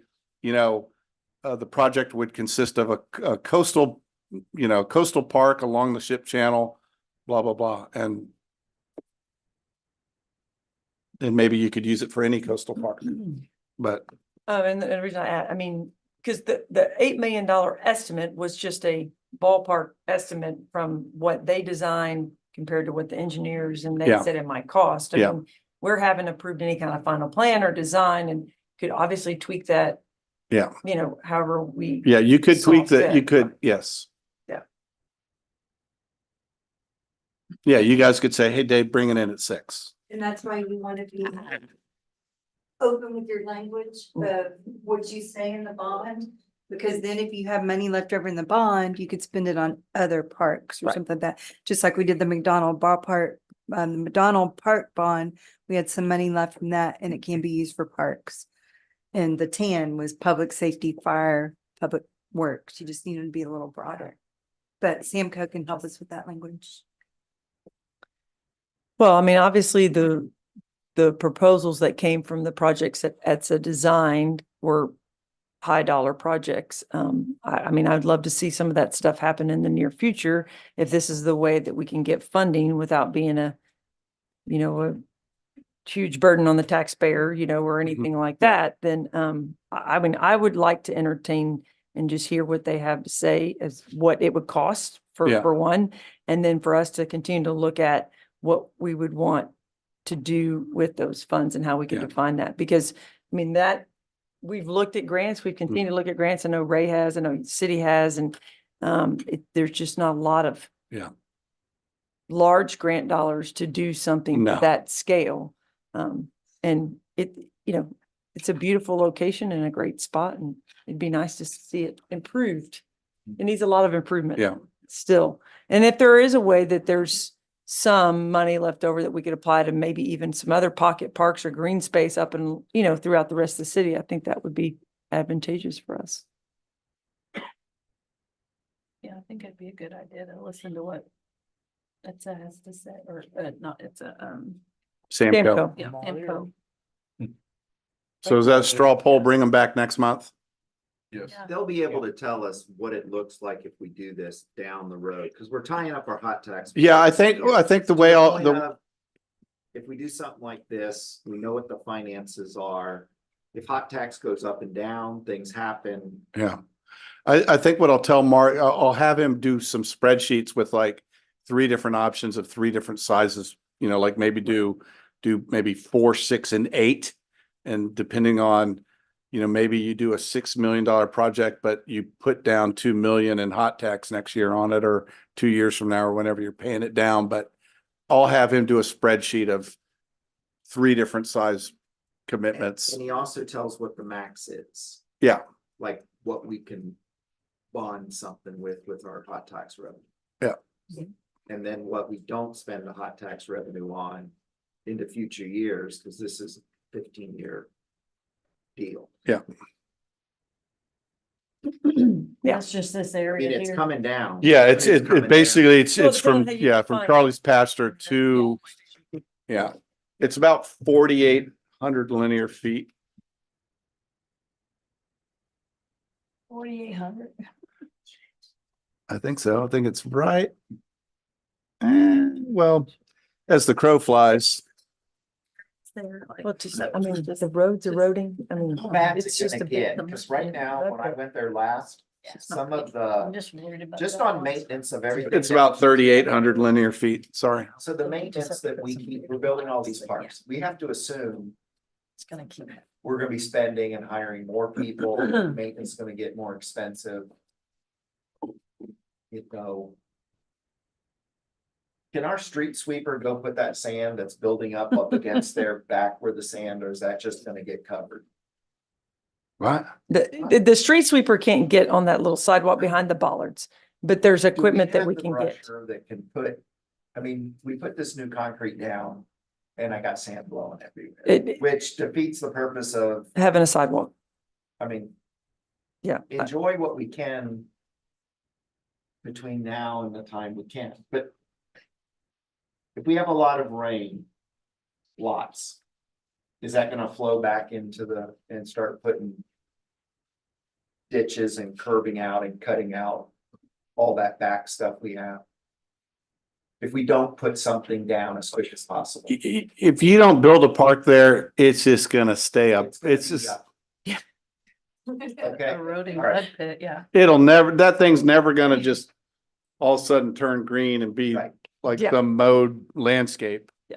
It's just, if you don't go in and build it up, right, which is what the park would do, build it up, build positive drainage, you know, so water's moving, getting into swales, getting into inlet boxes, going out through the bulkhead, through pipes. Until you do that, you're not gonna fix that area. It's gonna stay a overwash mud bog. It has a lot of sand building up on the sidewalks. Yes, which. You're like. And a road that's a one-way road right now. Let's go run. Yes, it is. To get down to a beautiful nature preserve area, right? It's this, and there's a lot of traffic down there. That's so. all I have. All right. So enough consensus to have Samco come back Yes. and give us some financial analysis? Yes, I think so. Okay, Nominated, right? all right. Okay, then we'll move on to staff reports. Darla, you are up first. Yeah, the written monthly report. We're on the countdown now for year end before we start the new budget. Just to go over a few of the economic indicators, as we expected, July's hot tax was down. With the impending storm that we had that first weekend, it really hurt us some, but not as bad as you would think. We were just down 6%. So, we're down 4.7% for the fiscal year. Our sales tax for that same period was down right around 5%, but we're up 1.6% for the year. So that's good news. Harbor revenues, the monthly rentals are up about 5.5% compared to last year. The dailies are up 7%. And kind of it on the economic indicators. If you have any questions, I'd be happy to answer. Golf cart plates broke 1,000. 6,000, I'm sorry. 6,000. I just kept looking, yeah, it did go down, which is crazy, but we find for this year, we broke 6. We broke 6,000. We did last year. We hit 6167 for the whole year. We'll probably keep selling till right around Thanksgiving. Sales have definitely slowed, but they're still buying. So Yeah, I think it'll be interesting to see where the summer finishes out. with August Mhm. to see how that, I think Mhm. so too. I think it's still all gonna be pretty Brett with the flat. chamber has some external third-party companies that give him statistics, and he says August is really up. Hmm. September's really down. But We'll see. it's usually how it works. Okay, anybody have any questions for Darla? She wraps it up. All right, thank you, Darla. Lawrence, you're back up. Alrighty, for projects. Beach lifeguard, new facility, currently at 50% design, moving forward with completing that design as fire station progresses. We wanted to let that get along so far before we started the implementation of that one, so they can kind of phase correctly. Hazard mitigation, CDBG drainage funding, contractors are substantially complete. There are some minor concrete repairs that they're still working on. But the good news is phase 2 of this project is now completed. We were waiting on permits to be approved from the Army Corps of Engineers, which they have. So now engineers are proceeding with that design. They're at 90%. So we're anticipating advertising bids next month. That'll be more drainage projects, completing the series of what we just did. It was phase 1, now phase 2. It'll be back. It'll be back. Community Center Neighborhood Park. Sections of Most Strip have been installed and are being formed. Sections of sidewalk along Allister are poured and being formed. Irrigation installed. Selection of reclaimed materials for band stage construction is in progress. They were working with Corky on that. Did they get all the parking lot demoed? They had to tear out half of it. Yeah, it looked like it. They poured, it got rained on. The whole parking lot, all are revamped. Claire, I have to go look. Trusses are ordered and work will begin on the band shell and 2 shade structures once they are delivered. Fire EMS piers are finalized. Rough in sewer drains are complete. Underground rough in mechanical, electrical ongoing. Grade beams will be cut in next after those are completed. Elevator pit floor is formed and poured. Anticipate pouring the concrete foundation the first week of October. Gas distribution systems at 67% complete. Although Terry just mentioned we anticipate having an additional year added on. I'll bring more information to the council once that's provided to us. It might be coming up soon, maybe even the next meeting. But essentially, it goes back to long lead items on the materials and changing work schedules around that. Additionally, whenever the storm hit, all the homes or units that were in place with the gas services qualify for FEMA. But of course, since 2017, we continue to build.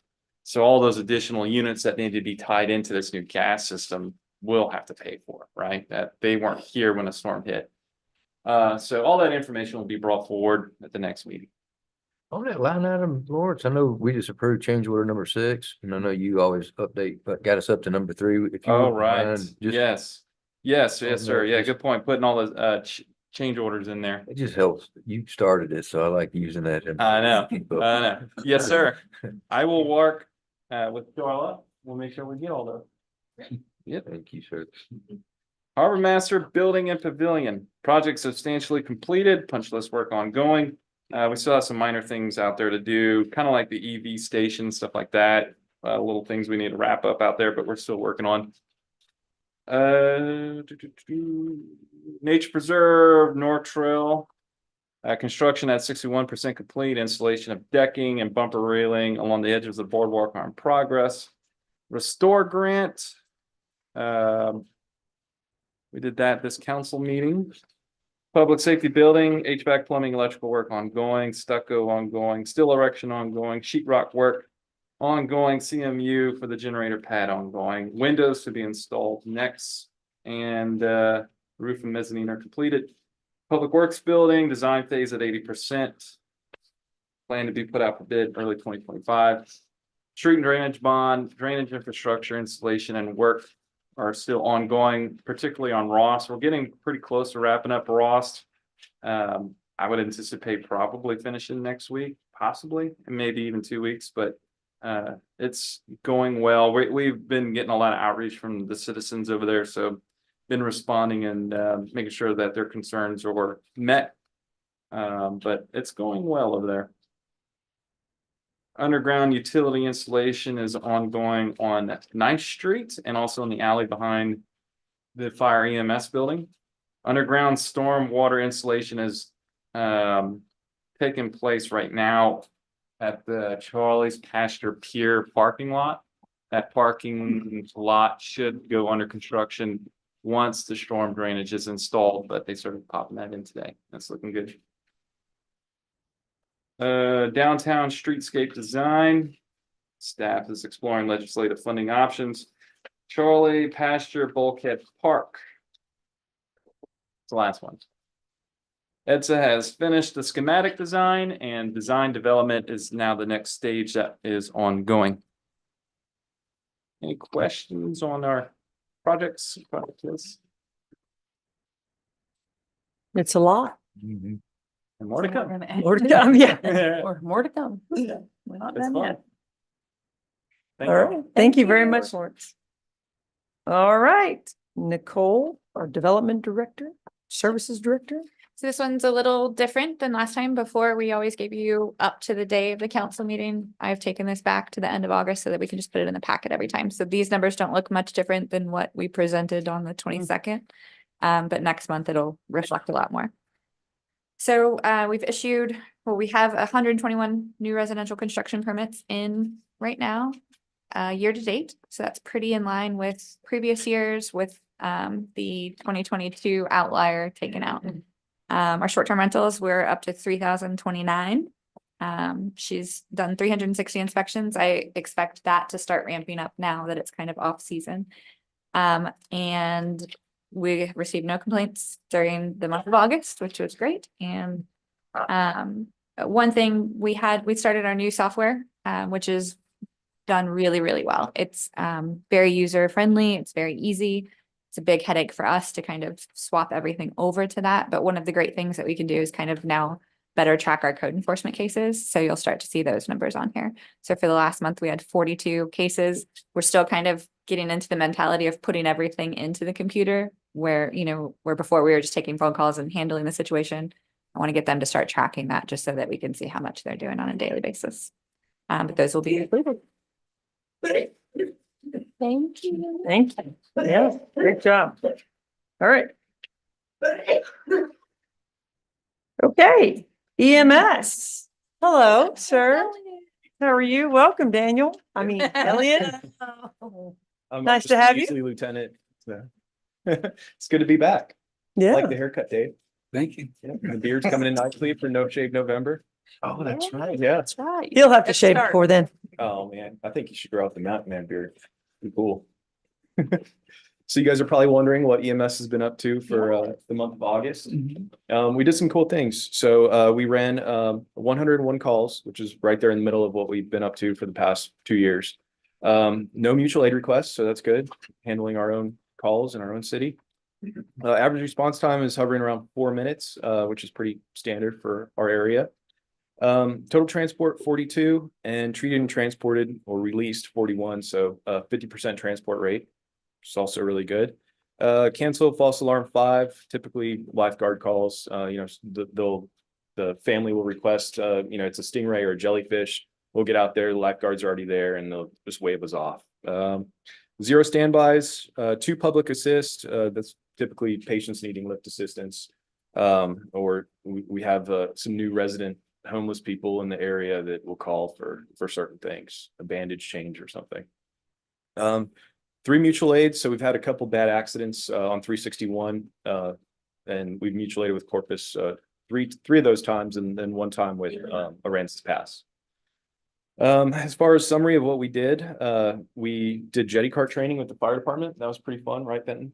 I was pretty skeptical of our new jetty cart because it basically looks like a wheelbarrow with a single big off-road tire. It actually works really well, and I'm happy we have it because that, as of now, that's the best option for getting someone off the jetties, a mile down there. Yeah. I still like put them in the water on a jet ski, but no one else is like that idea, which I think is probably safer, because I mean, you guys have all probably been out there, right? It's some of those rocks and the space. Unless there's between 4-foot rocks surf. And there's, yeah, exactly. It's very slippery, which. No, I people- meant on your jet ski. Oh, well, yeah, that too, yeah, yeah. Well, then a boat. You need a boat. That's why we need a boat, Dave. You need a boat. Council, we need a boat. Next year. Next year's budget. We We already. already passed our Put budget. it in there. Mark it down. So the fire department training was really good. I'm happy that we have a fire department that wants to train with us. So hopefully we'll be moving on to bigger and better things. He's smiling at me over there. We did training with the middle school too, so we made them all mini first responders for the day.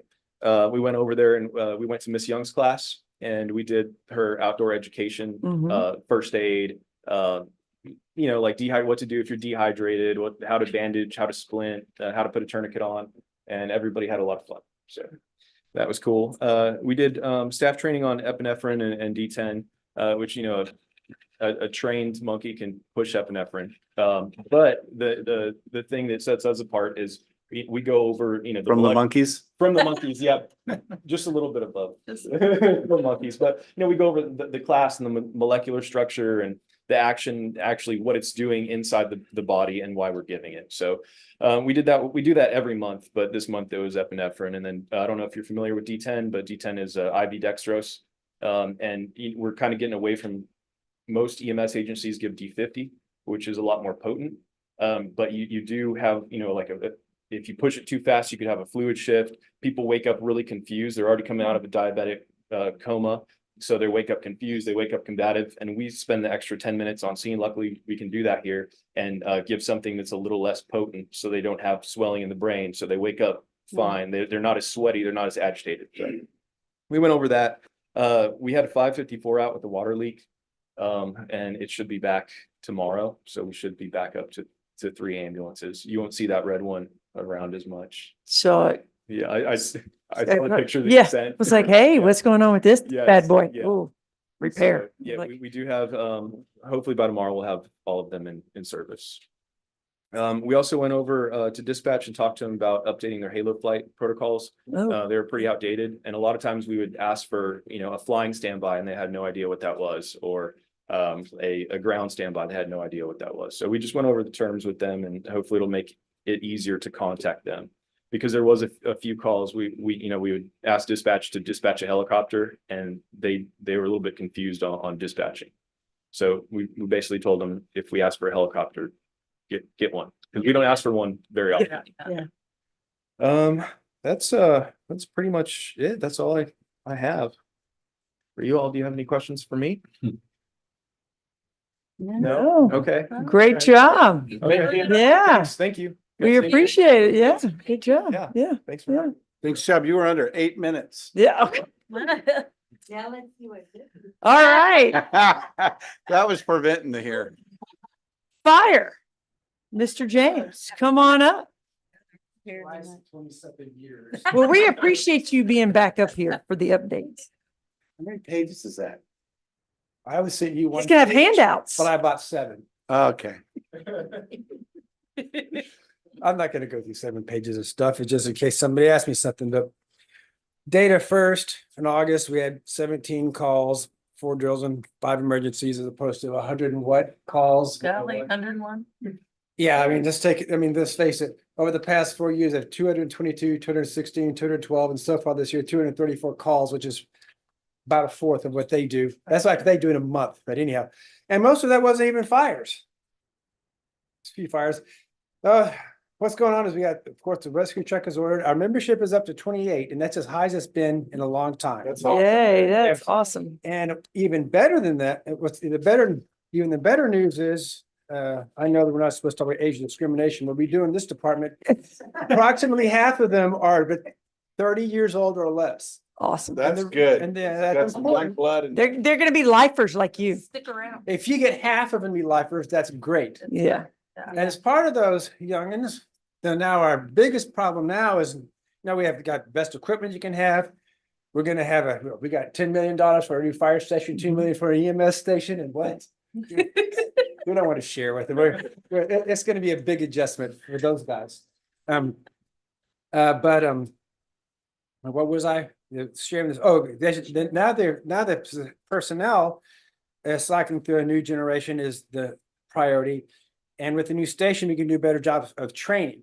And as far as the training is going, 3 of our people have the young people. This generation gap is killing me. We're like most of us, half of us are 50s and 60s, and the other ones are just driving us nuts. Don't Don't run them off. Finish their EMT course, which is paid for by the EMS budget. It's very nice, very nice. And they passed a course, they have signed ready to take their national registry exam. And past that, once we get them registered in the state of Texas and registered nationally, then they actually need to start working with EMS running shifts so they can get the experience to put that to use. Having that, they'll have those 3 plus myself, Lynn, when she's around as a paramedic, and a new guy named Stuart, who's a firefighter at Georgetown, who's also a paramedic. So we will be able to support what we've been doing is backing EMS up when they need extra help. And you're only one big golf cart turnover away from mass casualty incident, so that's going to help. What else is interesting? We heard some data on mutual aid calls. Well, due to our low call volume, which is typical, I don't do it by month. I do it by since 2021 until present.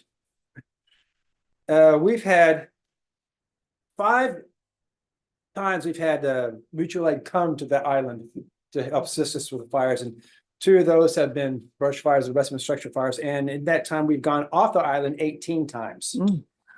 But almost all of those are brush fires. We got pulled over for 1 car fire one time, but because of the Claiborne County, the National Seashores, where more than half of them are at, we go and help Claiborne County because they have to drive all the way from Kingsville.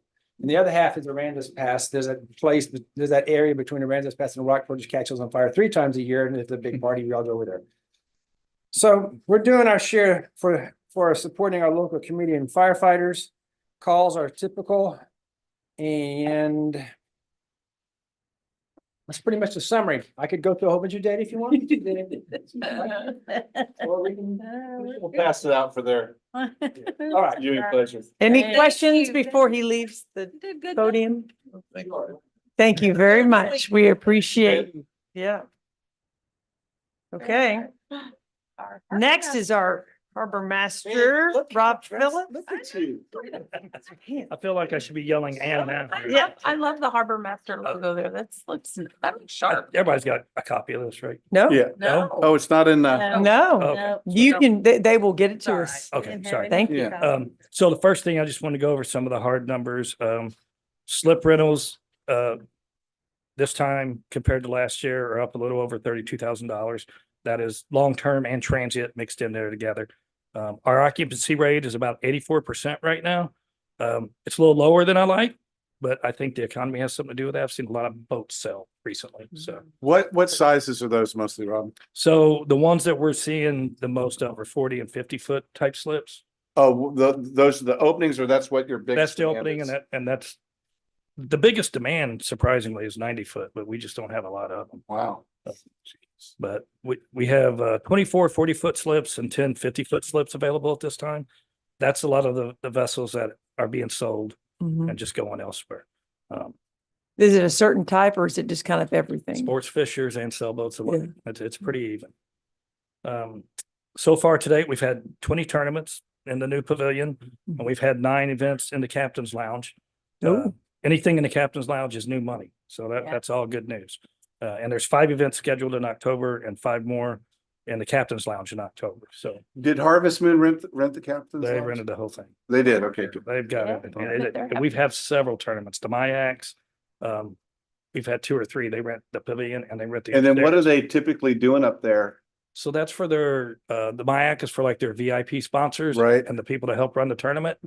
They take them, they serve them food up there and just give them a place to relax in the AC. So it's been very, very positive. Everybody that has come through there, I mean, they love the building.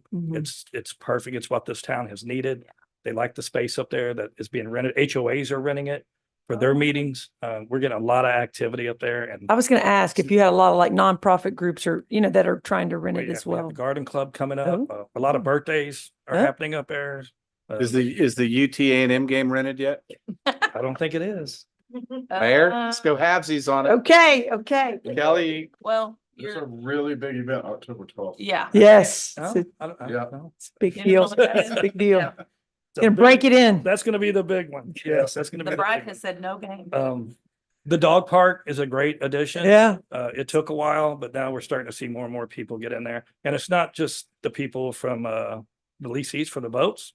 People from the park are actually using that. So Yeah. it's a good addition to that whole area out there. That's cool. Just a few final touches that we need to be done, and Lawrence went over some of them. The EV power stations, we're just working on getting those up and running, so we have people asking about when they're gonna be ready, so they're gonna get used. Wow. Couple of light fixtures out there and the caterer's kitchen, which has a lot of its appliances, but we're still waiting on like some shelving and some prep space, but if someone needed it right now, they could use it for sure.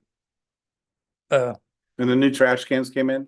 The new trash cans are ready, yes, got the new trash cans. Sporty. And I Sporty just trash wanna- cans and, yeah, they look good. Yeah. Just want to kind of give you an idea, like a day in a life of some of my crew out there. Oh, yeah. We got a video? We don't have the. Okay, next time, next time. Tom would not stand for a video. I can Yeah, say that right yeah, now. it would be But good. some of the things we try to do on a daily basis, the pressure washing of the docks, Mhm. that could literally be every day, every dock. It's not as bad in the summer because there's so much activity. The birds don't really get out there, but in the winter, dock one that could be an everyday thing. We spray it down the next day, they're back. That's always a mess. And the same with picking up debris. Are they on top of, do we have the No, cone things, right? No, we don't have them yet, Dave. We need the. They, don't have the they, little they point- sit on the They sit on docks. the dock too. Oh, they just poop on the They dock? just sit Yeah, on we're the not, dock. We yeah. need the cones. Thought we had the white little pointy cones. I think we do out there Mm, on the top of the, Yeah, yeah. All of them, all of them? Anyway. but they're just pooping on the deck, Yeah, they right? just sit on the deck. They just Yeah, hang they're- out, they're- they find a spot, nobody's They're at. everywhere. And of course, picking up debris in the water, seems like everything. No, washes we up have the at white ramp. pointy things. So everything washes up at the ramp. See them? Yeah, they're on there, right? Yeah, It's a catch-all. Yeah, sorry. that's okay. That's okay. The fish house is probably one of the worst things that has to be done out there. And they do that twice, sometimes 3 times a day. There was a Facebook post recently, someone from Floresville happened to be in there and met Tom. And he Mhm. put on Facebook how clean it was and how great Tom was. So we got yes. some positive response out of that. And that's Tom's baby. He takes a lot of joy in that. He's very excited about it He now. does, he does. Walking the docks, and that's something that really everyone out there does, even the office crew. And a lot of things can be done when you're walking the docks. You can walk the docks to make sure that the boats in the slip are the ones that are supposed to be there. Mhm. You can also kick a cleat, make sure it's tight, observe the water, see if we got any oil or diesel in the water. And you can do all that just by walking the dock, as long as just taking a look at the area and making sure everything's clean. I'm glad the storm didn't happen, but that was one of the best things to happen out there because everybody picked up all their trash and the docks are all now clean and they look so much better. It's more inviting out there. And of course, you can look at the backflow preventers on the water and make sure they're not leaking. So that can all be done just by walking the dock. So that's an easy thing to do. Ever since the new construction where we had several lines get broke out there, seemed like on a daily basis. That's another thing I have the guys do. They just kind of walk around and look at the water meters and we write down and keep track of what the gallons per minute is. So we got a good idea of what they are on a normal day. So if we see a spike, we know to go look for a leak because it takes the water district like an extra day before they see it. So rather than having to wait a day for them to say, it looks like you got a leak, we can get on it, maybe a day earlier, save a little bit there. And of course, they do we got the oil drops and the pump outs. So that can be this time of year, it seems like it picks up. I guess everybody's doing their maintenance after the summer. So we take in a lot of oil and the GLO is really good about coming out and emptying that out whenever we need it done. So, Yeah, they kind of picked up they were kind of slacking off yeah. a couple of years ago and they've turned that around a little bit, I think. Yeah, Al's been really good Yeah. about that. So, some of the future projects that we're going to be looking at are ongoing projects. Electrical is always going to be a project there. The breakers just don't last. The plugs don't last. So that's going to be something that goes on. And I don't know if you know, but these GFI breakers, that you have to put in these pedestals. They run about $400 a piece. It's not like just going out and get to Breaker at Lowe's. You gotta, nobody around here has them. You gotta order them. So that's an ongoing thing. Some of our finger docks are starting to twist a little bit or angle. And it involves tightening up some bolts or something down there. We had some money left over from the Dock 11 project. So we already have that contracted out to take care of. It won't cost us any more money than what was in the budget last year. We're just waiting on the company. They're in Florida and they're doing a big project in Corpus and they kind of want to do both of them at the same time. Is it Bellingham? Yes, Okay. yeah. So we're just waiting on them to come out. Yeah. And tighten those up and that'd be done. And then one of the big ones, I think the boat ramp parking lot, we probably need to start looking at getting refurnished. They're starting to get some pretty big potholes in there. Take a look at what that's gonna take. And that's pretty much it. I do want to thank the present council and the future council for approving what it took to get that done out there. Port A has needed that for so long and it's so deserving. It's a great present to the citizens of Port A and I know everyone really appreciates. And then a quick shout out to the Parks and Rec guys. My grass is the most, you can play golf on it, but the entire park looks so good. They do, I only see 2 guys out there and those 2 guys are constantly mowing and weed eating and they've got that entire area looking so good. So they do an amazing job and I just want to give them some recognition. So. Well, thank you. And thank Hey, you. for your how are staff. how are people liking the showers in the laundromat?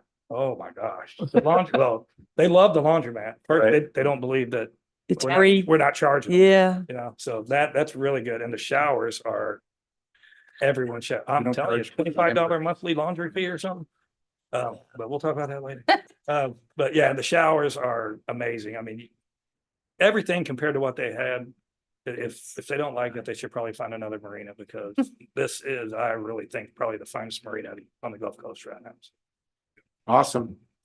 Well, thank you Yep. for coming and giving us a report. We appreciate it. Video next time. Video. Yeah. Video. Yeah. Thank you, Rob. The videos. Yeah. Remember the library had their little video? Oh, yeah. Okay. Bar High. Last but not least, it's the police. And Chief is not here, so guess who's back? Get second place. Oh, okay. Always. Do y'all need our report or you want? No, we just, No problem. Share. Okay, so for August 2024, we had 3,896 incidents. 743 citations were issued. The bulk of that was no beach parking permit, over 400 citations for that. Yeah, 54 for prohibited parking, and then behind that's your actual moving violations, 44 for speeding. The majority that's on the highway. 19 no insurance, and then 19 golf cart citations. 18 of those were for hot golf cart in the hot. Chief wants to start. We have, I think all our reports are generally for our police officers and what they do, but we're going to start giving you some insight and numbers on what our other employees do, our dispatchers, animal control. So I'm going to give you some numbers for August on animal control. They responded to 29 calls, Aaron and BJ, and they took in 31 animals. The bulk of that was 3 litters of kittens that were brought in. Of those 31 animals, 10 got reclaimed by their owner. So about a third of those in the shelter have been freed up. Adopted out 5 animals. So pretty good there. And for arrests, 43 total arrests, 8 were warrant arrests, 13 alcohol related offensive, 9 of those were DWIs, 9 drug charges, 4 assault charges, and 3 weapons charges. All those were firearms. We are fully staffed on our dispatchers. We have 7 dispatchers. Into August, we had 20 sworn officers with 24 total positions. So we're short there. But we started 1 officer on FTO. We have another one that's hired and we'll start FTO's field training in October. Another one I'm doing background on that will start shortly after that. And then another one we're interviewing Wednesday. From talking to other PDs in the area, even Corpus Christi, but Portland, Ingleside, they have huge shortages. really in the last couple of months, we've had a huge interest in our PD, which is great. Mhm. For a number of good reasons, pay, the take home cars, the community. We've given them a good insight, like they have the kind of the outward insight, but when we explain to them how supportive the city is to us, the community is to us, and we have a police foundation, just kind of everything and what it takes to police here, they stay interested. It's a very good recruiting tool. So we thank you all and everybody here for that. In July, we had a change of chief, so we started some new training. His two priorities are training, and then down the road, we're going to be revising a lot of our policies and getting accredited. So what I'm helping him do is try to do the training aspect of it. So we've identified two really good trainers. One of our officers was handling the training for Plano PD. Very experienced. We're very lucky to have him. So we started some processes to, he has training programs where we're going to be doing that with our officers over the next couple of months for improved tactical training, improved communications training, a lot of best practices. We revamped our field training program, and we started this with the new officer that's in field training. So that's being updated.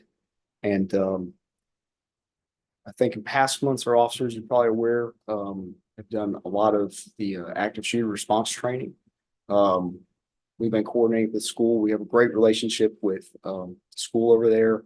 They're very squared away on how they do security, the enhancements they've done in the school for physical security, but also their planning. Having Officer Boyer over there as the SRO. And so we continue to do that. Myself, Officer Johnson, Officer Boyer, and another officer at the Port of Corpus PD did a training in the high school with some bulk of the officers are from Portland PD. And so that training helps our officers get repetitions, being well versed in that, to also continue to train our officers. So it helps train other officers to respond, but it also helps us to do that as well. So that's what we're doing on training just for August. And I think the only significant event he had on here was we had a lightning strike of a boat in the marina. Video of it. It was accidental. It was truly a lightning strike. It was kind of, I felt bad for the boat owner, of course, because that's property. Just kind of amazing. No one was injured, which was great. And I think EMS grabbed a fire extinguisher and put it out. So it wasn't even a bad incident in that respect. So, but that's it. That's all I have. Unless y'all have anything. On the report, is it possible to break down on the arrests, if it's not too complicated, between resident and non-resident? Is that something I could find out. you could we do, capture or is that, addresses as yeah, part of when they're booked in. I'd have to see if our records management system, we could probably do.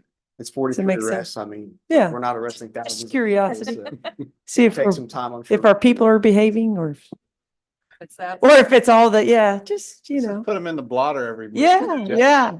I think they are. Is that legal, Dan? I'm just curious. Dan's like, yep. They have to come take their picture. Okay, anybody else have any questions? No. Thank you. Thank you very much. Appreciate it. Good reports this month. I know. I appreciate all the departments who have been making reports that aren't on the regular agenda. They've all done a great job, and I look forward to seeing the variety every month, and just helps us to be better informed of what's going on. So we appreciate that. Thank you very much. Okay, item 9, city council comments and items for future consideration. All right, hearing none, we're adjourned. It's 3 minutes late, Nicole.